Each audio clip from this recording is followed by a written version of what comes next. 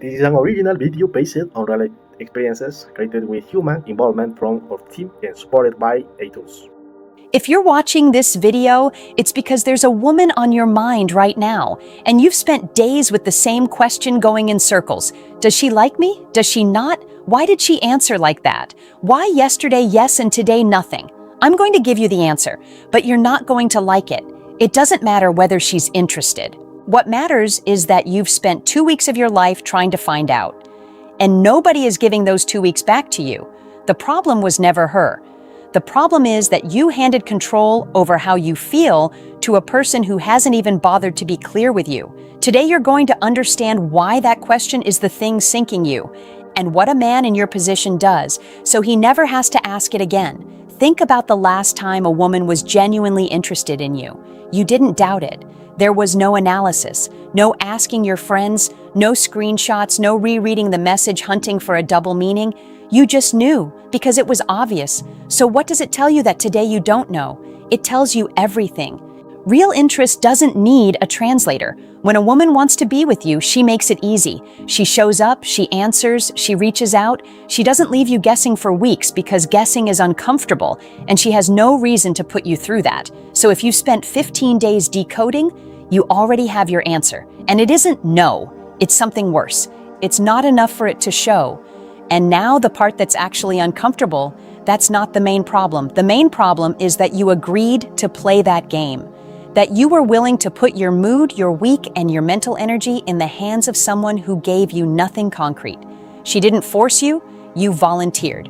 There's the first solid point of this video. The doubt isn't information about her, it's information about you. It's the warning that your center moved somewhere else. And when your center is in another person, there's no technique, no line, no trick that saves you. Because there's something even worse than waiting for an answer. And it's what you're doing while you wait. Do the math with me. It's uncomfortable, but do it. How many hours of this week went into her? The minutes checking if she came online, the times you looked at your phone at work, the conversation with your friend who doesn't know how to tell you to drop it anymore, the nights you didn't sleep well, the plan you didn't make just in case she wrote. And what did you get in return for all of that? Nothing, not even a definition. Because that's the deal. And nobody ever explained it to you. You're paying in time, in energy, and in attention, the only 3 resources you can't get back. And on the other side, there's no payment. There's silence, ambiguity, and the occasional stray message that switches you back on right when you were finally letting go. And here's the irony of the whole thing. That man doing the math, checking his phone, absorbing the uncertainty, thinks he's fighting for her. He isn't fighting for anyone. He's wearing himself down. And while he wears himself down, he's becoming less attractive, less capable, less of a man than he was before he met her. Because the energy you're spending decoding her is exactly the energy you needed for training, for your business, for your life, for the other women who exist. There's your second truth. You're not at risk of losing her. You're losing yourself in installments every day and getting nothing for it. If this is hitting you, subscribe. On this channel, we're not going to talk about how to get a woman to pay attention to you. We're going to talk about how to stop needing it. Now, I'm going to show you something that flips this whole situation around, because there's someone who should be asking these questions, and it isn't you. Right now, while you're analyzing her last message, she's living her life completely at ease. Not one of your questions is in her head. And why do you think that is? It's not because she's cruel or cold or calculating. It's simpler than that. It's because nothing in your behavior gave her a reason to wonder anything. You're available. You always answer. You rearrange your week. And a completely available man doesn't generate any questions because he's already solved. What gets solved gets filed away. Now flip it. What would she have to see to start wondering about you? She'd have to see a man with his own life, with plans that don't include her, with people around him, with things happening to him. A man she isn't sure she has locked down. And be careful here, because this is where most men get it wrong. This is not something you fake. It's not about disappearing for 3 days to seem interesting or answering late on purpose while you stare at your phone every 2 minutes. That's the same thing as before wearing a different costume, and it shows. It's about actually being busy, about taking a while to answer because you were doing something else, not because you counted the minutes.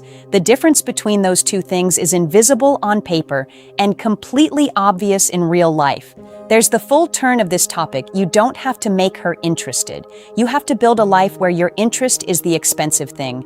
And when that happens, the questions change owners on their own. Now, all of this sounds great said out loud. The question is what you do tomorrow when you wake up and she still hasn't written. Tomorrow you're going to wake up and she won't have written. And you'll have two roads. One you already know, check the phone, build theories, send her something casual to see if she reacts, and lose another entire day. The other road is the one nobody taught you. You know why? Because it's boring to explain and hard to do. It's called living. That's not a motivational line. It's a concrete plan, and I'm going to give it to you in pieces. Get out of your house. Obsession grows indoors. A man who spends his day between his room and his job has all that mental space free to fill with one single person. Train. 30 minutes every day. Not for looks, because a tired body doesn't ruminate and a strong body changes even the way you walk. Get into something that gives you stories. A short trip, a motorcycle, a mountain, a sport, a table full of people you didn't know. Anything that leaves you at the end of the week with something to tell that isn't, "I waited." And now pay attention, because almost everyone misunderstands this part. Post those stories, not so she sees them. We're not playing the game where she opens your story, gets impressed and says, "Wow, that's the man of my life, I'm going to go find him." That's the same game as before, just with extra steps. That's still waiting for her.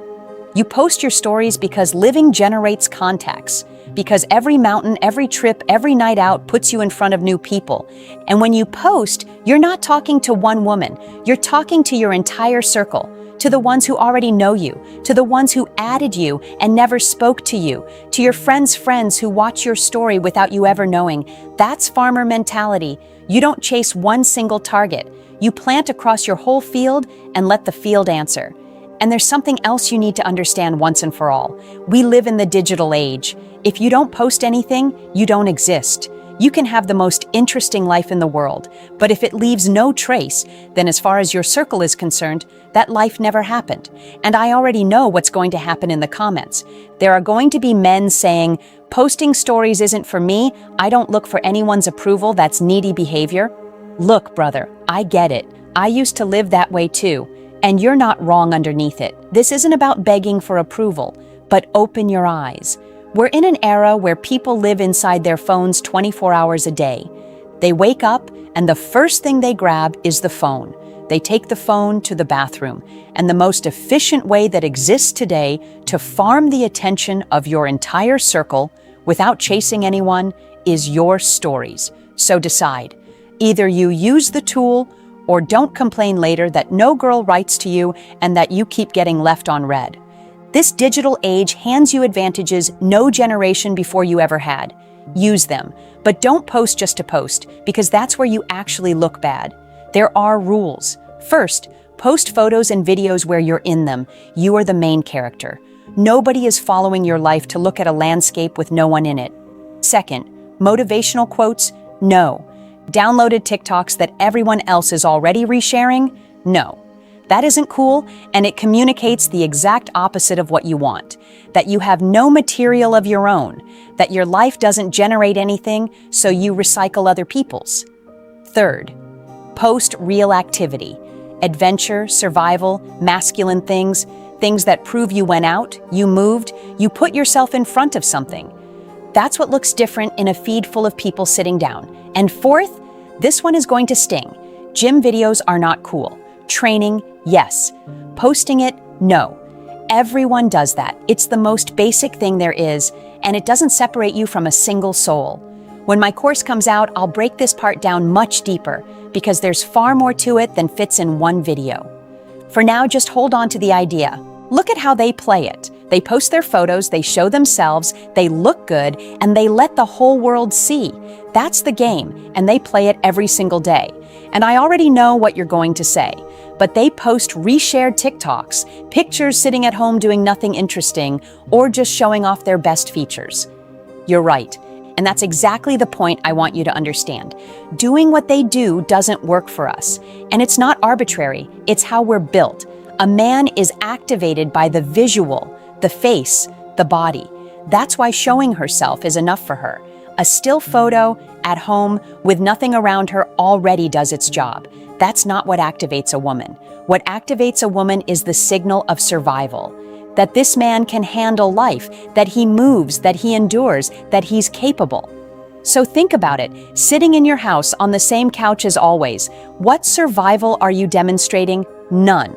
You're copying a strategy that works on a different audience, not yours. There's the real mistake. If you want to attract them, stop posting what attracts us. Post what activates them, and that doesn't get shown sitting down, it gets shown in motion. So play the game too, but don't play it for one, play it for everyone. And here comes the most important warning of all. Don't fake an interesting life, actually live it. A faked life shows, it gets boring, and on top of that, it leaves you with the same emptiness you started with, because you know it wasn't real. Posting isn't the goal, it's the consequence. Now I'm going to give you the most honest test there is to know where you stand, and you can take it today. Think about your last week. What was the most interesting thing that happened to you? If your answer is that you went fishing or that not much happened, then you already know why that woman takes up so much room in your head.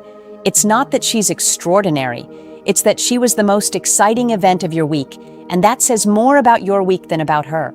But if you climbed a mountain with your friends, if you took the bike out, if you jumped out of a plane, if you did something that moved your body and raised your pulse, something changes. Because there you were, your own source of emotion. You didn't depend on anyone to feel adrenaline. And a man who is his own source of emotion doesn't miss anybody.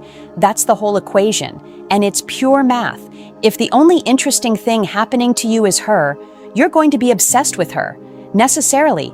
It's not weak character, it's lack of competition. Nothing else in your life is fighting for that spot. Fill your week with things that compete, and the problem solves itself. And let me tell you the real effect of all this, the part nobody mentions.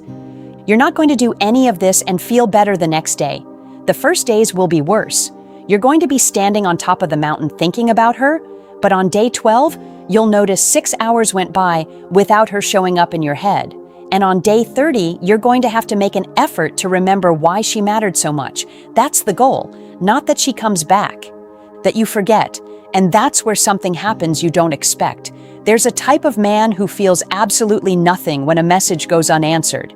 It's not that he's acting tough. It's not that it hurts inside and he hides it. It genuinely doesn't land. How did he get there? Not through emotional discipline, not by gritting his teeth. He got there through arithmetic. That man sends the message and goes on with his day because he has open conversations, plans this week, people looking for him, and things that matter more to him than a reply. If she answers, good. If she doesn't, nothing about his week changes. Not because he's cold, because objectively nothing changes. Compare that to you 10 days ago, when one unanswered message ruined your afternoon. The difference between those two men isn't character. It's options. And here's what almost nobody understands. You can't fake having options. Calm isn't performed, it's possessed. A man faking disinterest is tense. He measures every word, he calculates every delay. And that tension is felt on the other side of the phone, even when the text says all the right things. The man who isn't faking is relaxed because he has little at stake. And that relaxation is exactly what reads as value. That's why the order matters, and almost everyone reverses it. You don't get the calm in order to get the woman. You build the life, the calm arrives on its own, and women come in behind the calm. If you want to go deeper into how that gets built, how you handle attraction from your own frame instead of from waiting, I'm opening a full course soon. It'll be in the description the moment it's live. Now there's one last thing I have to tell you, and it's the one that decides whether this video was useful to you or just entertained you. There's something I haven't told you yet, and it's the hardest part of this video. The fact that you're willing to push this hard with a woman who was never clear with you doesn't say anything about how much she's worth. It says how little is happening in your life. When was the last time you were so absorbed in something of your own that you forgot to check your phone? If you can't remember, there's the entire problem. A man with a project running, with a body that trains, with money moving, with friends, with plans, doesn't have the bandwidth to obsess over someone who never gave him a definition. Not because he's stronger, because it doesn't fit. Obsession isn't proof of love, it's proof of empty space. And that's the good news, even if it doesn't sound like it. Because if the problem were her, there'd be nothing you could do. If the problem is the emptiness, that one you fill yourself. And you start today.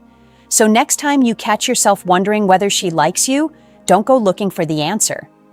Use the question as an alarm. It's your own head telling you there's too much free space in there and not enough life filling it. Let's close this out. If you're doubting, you already have your answer, because real interest doesn't leave doubt. But that isn't even the important part. The important part is that every hour you spend decoding her is an hour you didn't spend building yourself. And that's the only bill that pays itself over time. The questions you're asking should be the ones she's asking. And she'll only start asking them when there's something there worth wondering about. So stop investigating whether she likes you.